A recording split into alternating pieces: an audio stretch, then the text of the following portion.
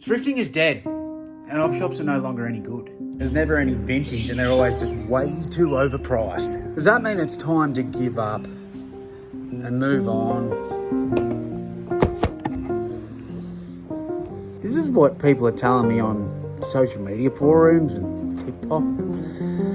Can't find anything. Let's investigate. You can see I'm getting cocky. I had a good week. I found some good stuff, so I'm just being a dick. Let's get into it. Oh, never mind me. I just gotta put the feet down. Oh, so basically, I had a pretty good week, and I've not done a whole lot of thrifting this week, but I'm starting off just showing like 3 op shops and a couple of things I got up to, because I am pretty happy with how these results panned out. 4 goddamn bangers to show you, plus other endless cool stuff in the space of a week. And I want to talk about dead op shops and what we're going to do about it. Let's go. Oh, that actually fucking hurt. Did you know this is exactly what a shelf has to see when you smelly little resellers walk into an op shop? That's right. Not very fair. And this is what I got to see today. Look at this. Bags and bags and bags at Savers for like $5 each of mostly vintage wrestling figures. There's some really cool stuff in here. I'll briefly show them later on, but oh mate, there's actual bangers in there. I love the toy wall. This is a personal hit of nostalgia. I'm not buying it, but this is a Duna cover I had as a child. If you spot these little bastards, I remember my nan and mum having these, but they go for about $30 for the 2 of them now. So, and there's a few in here. I didn't buy it, dumbass. Whoever installed this traffic light behind the pole, you're a moron.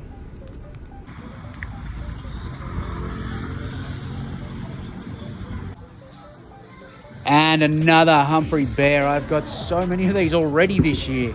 Just an influx of Humphreys. And also here at Savers, $15 for this kneeboard. I have to get that.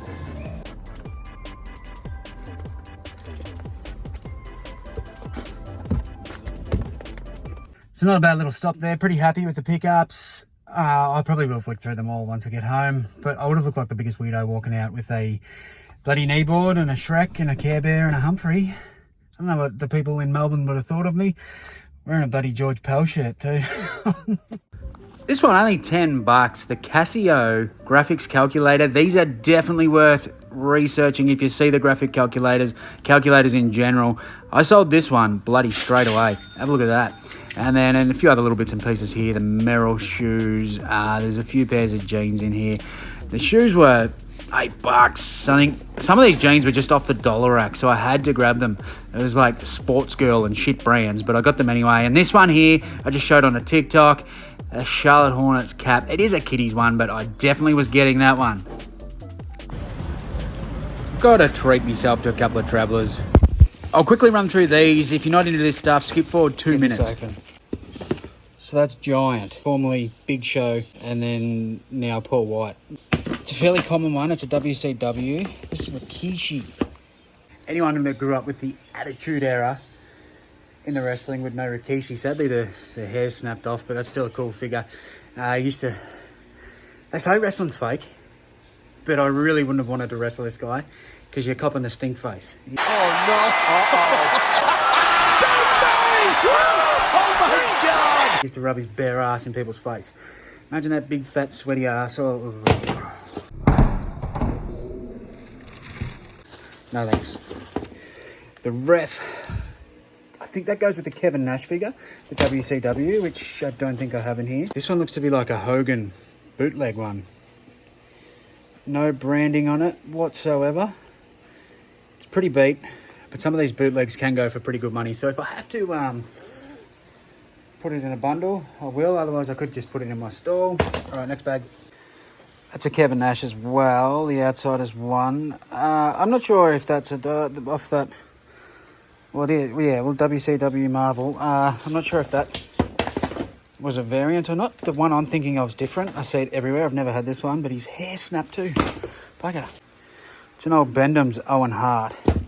He sadly passed away in the ring. This looks to be a bootleg. This is like one of the Motu boot. It's like a Bruce Lee bootleg, surely. Sun Gold? No, I don't know who that is, but it's pretty cool. I'm pretty sure that's meant to be Bruce Lee or something. Well, there you go. It wasn't Bruce Lee. This is actually a pretty good figure here. If it comes out. I thought it was an Elite. It's actually one of the deluxe aggressions from 2005. I'm pretty sure that's Chris Masters. So it's probably only worth $10. So that might, you know, I might do a bit of a bundle. I have plenty of wrestling figures. There was another bag. Where is it? There's actually another two. They were $5 each. Also, I'm going in this one first because this is what I like. These things here are the Hasbro figures. I've spoken about these a lot on this channel. They don't go for as much as they kind of did in the past, but they still, like, there's some rarer ones. These aren't rarer ones, sadly. I've got one of the Bushwhackers there. There's two of them, so they don't generally sell better together. And that's British Bulldog. I think he's about $25. So they were a series from late 80s, early 90s. Tend to go quick if you price them competitively. All right, what else we got? This would be Triple H. Another one of the Bendhams. I don't think them Bendhams actually go for a whole lot. This would be a WCW Rey Mysterio. I've had a few of those. And that's Goldberg. So that'll be a WCW too, I think. Yes. Cool. All right. So these are the ones where they had like magnets in their hands and stuff. And they'd wrestle. These ones have come out. So is that Jericho? I think that's Chris Jericho. Also WCW Toy Biz. Is it? It's hard to tell. I think it is. Pretty sure it is. I'm actually not sure who that is. Oh, Perry Saturn. I thought he had darker skin than that. My bad. Perry Saturn. Shit, that's a name I haven't heard for a while. That's a throwback. This appears to be like a bootleg Galaxy Warrior. So it's like a Masters of the Universe He-Man knockoff. Some of these are really, really good money. I've got a feeling this won't be. Might have to get the vinegar under that one, but that's really cool, actually. I love bootleg figures. Big fan of the old bootlegs. That's a 1990 Arn Anderson. So that's pretty cool too. So there's actually some really good figures in there. I like that. Like, it cost what? Oh, one bag was $4, $5, $15, $19 for all of those, which is really, really good value because that would put me in the profit just by itself. And a good thing to look at these Hasbros is to make sure the spring actions work. They all have different spring actions, and it's worth noting if they don't, because if a collector grabs one off you and the springs in it are buggered, you're asking for a return if you haven't told them that they are like that. So those little Hasbro figures, just be very careful. So happy with those pickups. I've never actually seen a Perry Saturn figure. Forgot all about him. He was a big mess, that bloke. Yeah, and then what we get? Some clothing. Nothing too crazy. Just because I've been grabbing these because I'm just going to try a little experiment on Facebook with a bundle of them. See how it goes. Humphrey's pretty cool. When I stopped at the Balanop shop, this was really cool. It's like a vintage Angry Beavers. I'm not even sure what I'll get for this. I feel like it's going to go overseas because it's actually a Dreamworld piece. But it's really cool. Oh, here we go. We've got it on the tag. 2003. So that's actually really, really cool. That's nearly a keeper, actually. I love the Angry Beavers. And I'm sure a lot of you had to tackle a few Angry Beavers in your time. So I said it was going to be a keeper, and then I couldn't find nothing online, so I listed it and sold it pretty well straight away. Boom! Chakalaka. But I'm pretty happy with that. That's a good one. Sort of throws me back. Yesterday, I didn't film yesterday, but I did pop into the local, and I picked up a single-stitch Stussy shirt, and I couldn't find any comps on it. This is it here. So I was going to do a voiceover, but I kind of already told you what it was going to be. So I don't really know what to say about this shirt. The East-West. Some people frothed on that. We've got the single dingle there. Yeah, I'll take you back over to this other peanut to talk about it. And it literally sold before I listed the next item for $2.44 or something, and then I got a message off another bloke offering more, which obviously I won't accept. I took that price. I could have researched further or asked somebody. I didn't. So if it's worth heaps more, that's my own fault. So be it. I've done that many times. I don't care. It was in a $5 filler bag. No, it wasn't. Sorry, I got a $5 filler bag at the church. It was next door at the Salvos. I paid $5 for the shirt. I told you a little porky. But yeah, really cool. And then found that one today. So pretty happy with that. They also had the Tommy Hilfiger sort of chino pants. They were, all the pants were $3. And these were $2. And it's not a crazy brand, but Peppy Jeans, pair, I'll buy them. It was some country road. It was a decent size. Good condition. 36 by 32. These were all $3 each. What was this one? Jack and Jones. Jack and Jones actually sells pretty good for me. Like, it's not big dollars, but it's a good one to get. The R2 drain pipes, another $3. I'll get $30 for them. This was $4. No idea what I'll get for it. It was just a Vans jacket. It was pretty good, Nick. Someone's drawn on that bit. Needs a bit of a wash, but I'm sure I can get 30. I guess bit of a Y2K looking billabong. That was a couple of bucks as well.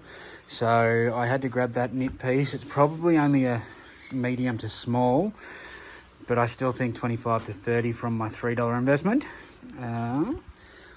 This one's cool. I paid up for this. This one come from Savers. I got my 20% off, but I just sold one of these recently. I picked it up secondhand and sold it really, really fast.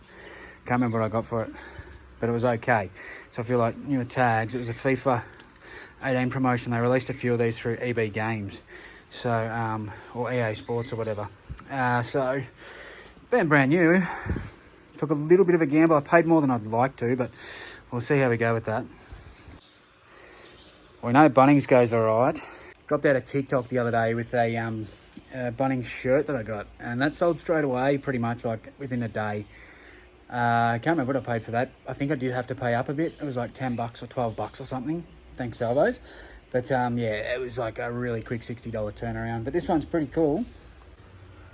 It's the collared jumper, the old quarter zip jumper. So if you're not aware, the hoodies go for big bucks. I don't know about this one, but it should be more than, I'd say 25 at least, and I paid $7. Just fanging out this edit, Coco, and I thought I'd jump in to say, well, hello, because that's past me talking, so future me's going to say hello. But these things don't sell as well as I thought it might have. And this is why sometimes we need to do comps, but it looks like this one's only going to be worth about 20, 25 bucks. So, I fucked up on that. I'm sorry. Probably don't buy these unless you're getting them for under a couple of bucks. But if you're watching this, say it's not 2024 right now. Say it's 2026 and beyond. Maybe just comp it, because it could have changed. Prices change on stuff, you know. This was back to the Balan one. Bit of an older Nike. Needs a bit of a clean, but for $3 or $4, it's good. It was a bit beat up, this one, but wasn't leaving that behind, that's for sure. Picked up heaps of these now. I'm going to actually try and experiment with him too, a bit of a bundle. That's from 1990. And that's exactly what I just did. This little bundle here, it's got a bunch of Simpsons comics in it that just didn't sell. Look, there's Blake. Is that Blake, the reseller? Just a basic Levi shirt there. $5.50.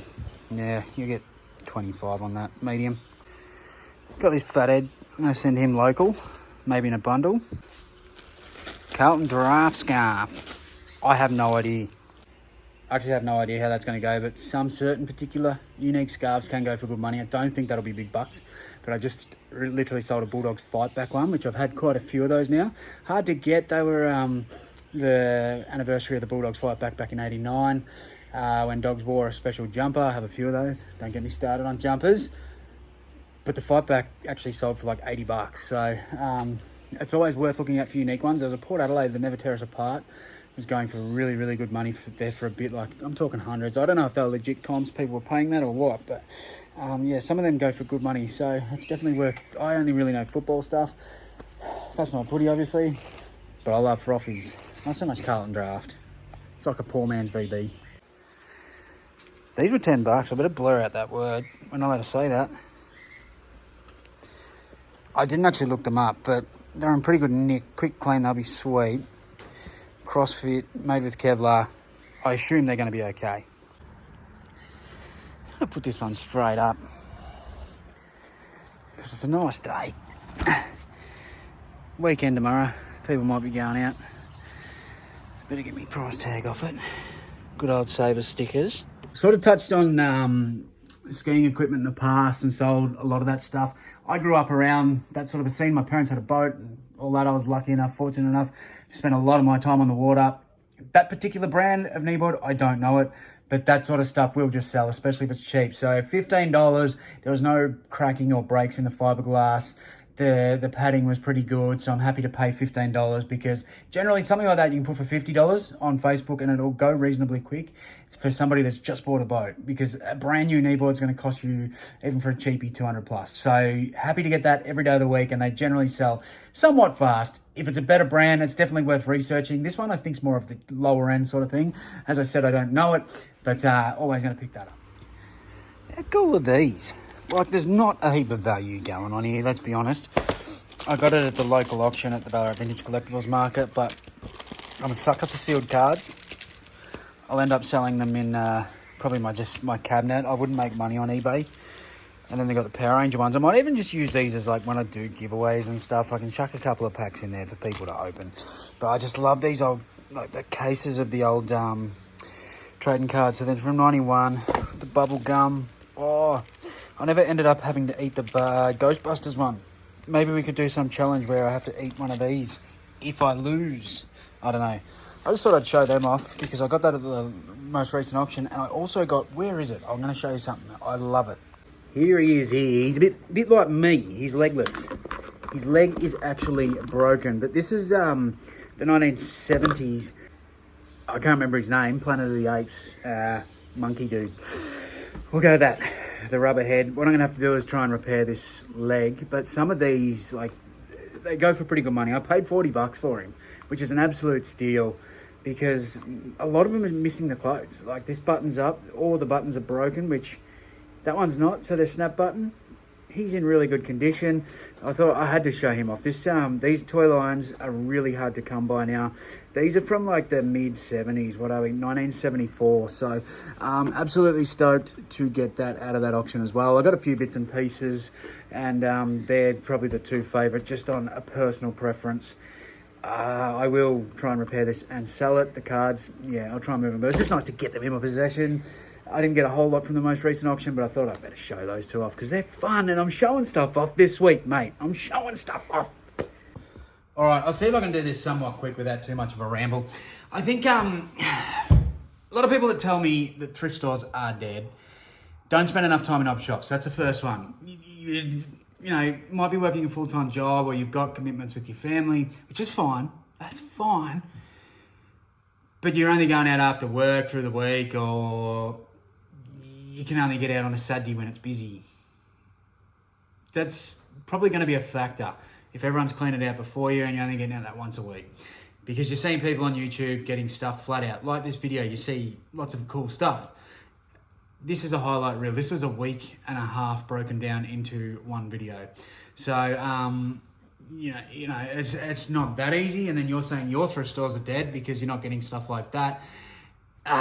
There's a lot of legwork behind the scenes of the camera. You know, full-timers got to go around to a lot of op shops. Anyway, the next one I think comes down to your education, and that's as simple as that. You don't know enough. You see on internet, a lot of people talk about the same old shit, books, video games, clothing, old toys, whatever it may be, the common thrift store stuff. And as soon as it gets talked about, whether it be on a Facebook group, a Reddit forum, TikTok, YouTube, a lot of other people start looking at that stuff, buying that stuff, listing that stuff. It's a race to the bottom. Whereas there is a lot of unique things out there. So many different things are worth money. Just people don't want to put in their time and effort to learn it. So I think that's a big factor, and that's a very strong way to win. You know, a lot of influencers will always say, be the dumbest person in the room. Quite literally, I usually am. But I do love to learn, and I try to take in as much information, even when someone's not trying to give me information. because we're never going to know everything, and it's nice to actually take that in. So that's my opinion. I think they're the two main factors. You're not going to enough op shops, and you're not smart enough. I'm not calling you dumb, but it is what it is. I'm the same, mate. I still only tackling however many categories I am, and I'm trying to learn them all. I forgot to add something to this video. So, while I'm doing the, click on that. Before you click on that, look at this. Boom. Mambo bitter, and Mambo Tropicana. I didn't thrift them. Etsy snipe, bruh. Etsy snipe. Look at that. And this one just sold last night. So I paid $100 for that, and it sold for $2 something. And that one's still listed, paid $80 for that. So, hey, Mambo number.